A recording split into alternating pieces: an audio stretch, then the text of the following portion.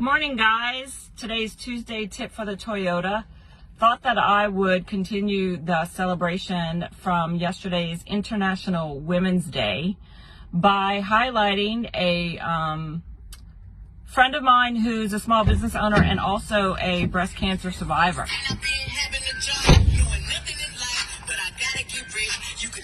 Welcome, Beth Marino West Weber. How are you, Beth?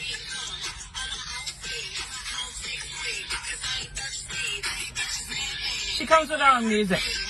So, Beth, I have a couple of questions for you that I want to share with the audience. I thought this was the Girls in the Hood edition.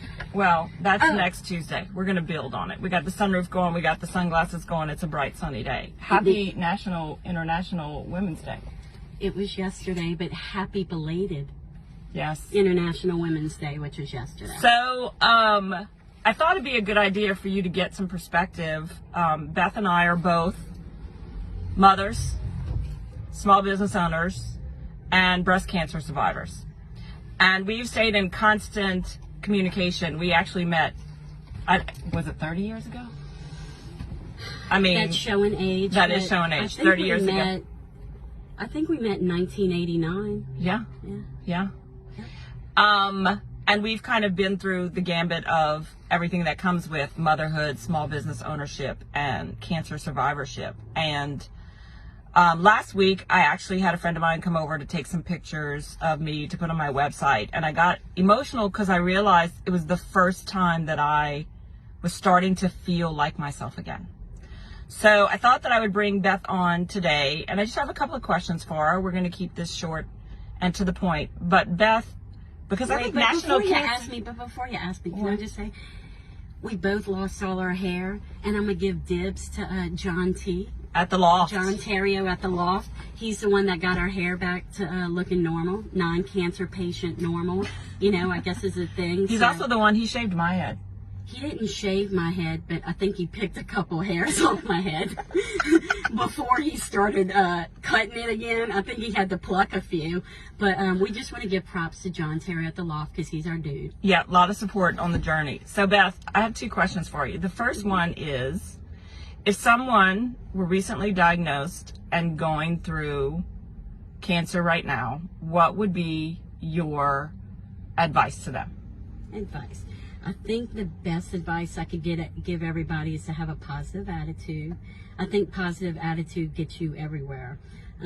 It's not, I think the words "you've got cancer" are the three words that no one wants to hear. I'm sure you feel the same way. We both were in the same boat when we heard it. We were a couple years apart and stuff with our cancer treatment and all the stuff we had to do. But I think the best thing is a positive attitude. We both worked through our cancer treatments. I think for me it was a way to kind of like keep a routine, establish some normalcy, because I was trying really hard not to just sink into it. Yeah. Not that I didn't have my moments where I sank into it, but it was a way for me to just power through. It's everybody keeps on saying a new normal. Well, it really wasn't a new normal. It was just not normal.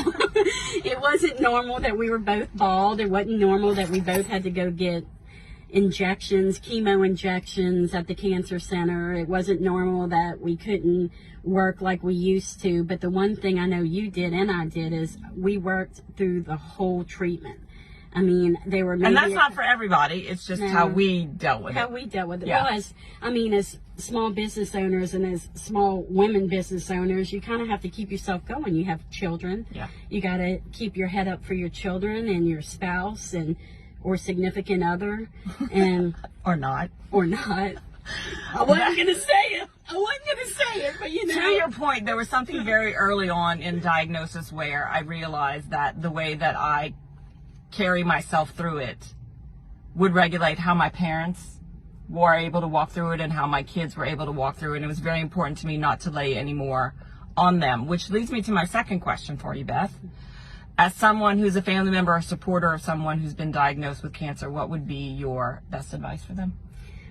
Again, another positive attitude. It's very hard to see a loved one go through cancer treatment. And most people want to go in, they want to cry, they want to hug you, they want to ta-ta you and give you food and do all this good stuff. But the best thing to do is not ask them what they want, is bring them Just something. do it. Just do it. Like, I guess it's like Nike. Exactly. It's The like video Nike. I said. I Just will do say it. though, as a supporter, don't take it personally, because for me, when I would go through treatment, I didn't want anybody to sit with me. I wanted to go in my room, shut everything off. Everything made me nauseous, and there were times when I felt guilty because I wasn't responding to Right. people quick enough. And so to those people, if I didn't respond to you quick enough, I apologize. But when I tell you, like, you were just in it and you have to block everything off. And you got to show up. I think Yeah. show up is a good word. Like when Stephanie had her first chemo treatment, and I told her, I said, I want to be there. I want to be there. And she's like, nah, you don't have to. My mom is coming. My aunt's coming, whatever. I showed up. And I appreciate that, because And I I know showed walking up. through it again And could not have I been easy. hated being back in that place, but I tell you something, that nasty old woman that was eating that sandwich next to us, it stunk. It stunk. I think they had some old time or something. Yeah. And she's trying to go through her first chemo treatment. There's some chick next to us munching on it like shrimp po' boy. It stunk. But I showed up. I didn't show up with those shrimp po' boy, but I gave you some crackers and shit. I think I gave you some peanut butter crackers. But anyway, show up. Just do it. Show up. That's the best advice. I'm going to leave you with this note, but I promise this is not the last you'll see of me and Marino. That could be our own podcast, me and Marino. Oh God, I don't have time for podcasts.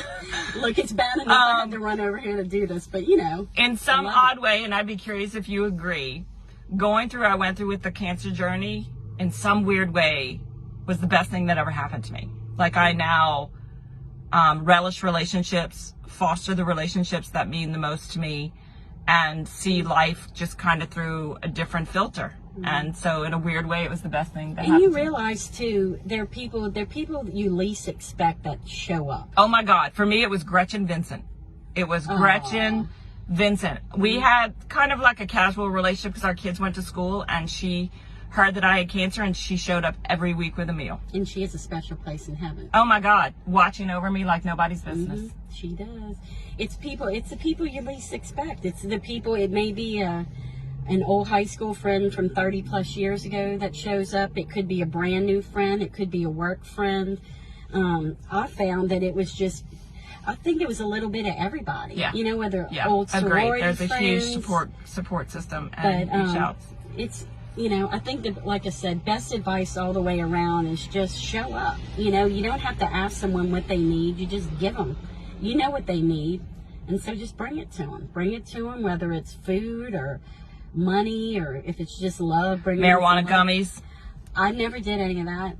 I won't share my source. Yeah. No, I never did. No cannabis on my. I didn't have to. I didn't need it. Maybe I should have. I don't know. I didn't need any. Well, thank you for joining us today. Thank We'll be you. coming at you probably once a month with more tidbits from the Toyota. And I apologize about jumping in. I thought it was the Girls in the Hood edition. I was kind of excited. Do you need exit music? I'm trying to think if I have any. I don't. But I don't want Before things get too crazy, Wait, y'all have wait. a good one. I think I got right? something on here, but I don't know if I don't. Sue B, if you're watching, I miss you. I love you.